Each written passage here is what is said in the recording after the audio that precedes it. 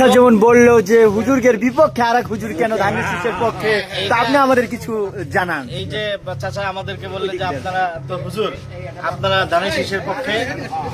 দেশের শীর্ষ ওলামায়ে কেরাম এবং বড় বড় ওলামায়ে কেরাম সবাই দেশবাসীকে ধানের শীষের পক্ষে, বিএনপির পক্ষে আসন্ন নির্বাচনে ভোট দেওয়ার জন্য আহ্বান করছে। এটা একটা প্রোপাগান্ডা ছড়াইছে জামাত ইসলাম, যারা ৭১ সনে আমাদের দেশ চায় নাই, স্বাধীনতা চায় নাই। এরা দেশের মধ্যে একটা প্রোপাগান্ডা, একটা মিথ্যা ছড়াইছে যে ওলামায়ে কেরাম জামাত ইসলামের পক্ষে আছে।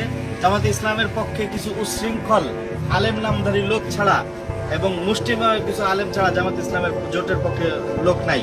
দেশের শীর্ষ আলেম, দেশের সবচেয়ে বড় একজন দায়িত্বশীল আলেম হলেন হেফাজত ইসলামের আমির আল্লামা মহিবুল্লাহ বাবনগরী সাহেব, হাটহাজারী মাদ্রাসার মোহতামিম হযরত মাওলানা মুফতি খলিল আহমদ কুরাইশি কাসেমি, পটিয়া মাদ্রাসার মোহতামিম মাওলানা আবু তাহের নদভী এবং যত বড় বড় পীর মাশায়েখ আছে। নগর খানদান একজন বড় পীর হলেন মুফতি ইসমতুল্লাহ কাসেমি, দূরে যাব না, কাছে।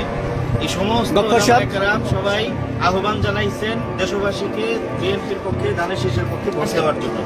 তাদের পক্ষে উচ্ছৃঙ্খল এবং উঠতি বয়সের কিছু নামধারী লোক ছাড়া ওলামায়ে, ওইটা ইসলামী জোটটা এবং ওলামায়ে কেরামের জোটটা। ওলামায়ে কেরাম এই মুহূর্তে ইসলামের স্বার্থে, দেশের স্বার্থে ধানের শীষের পক্ষে দেশবাসীকে ভোট দেওয়ার জন্য আহ্বান জানাই।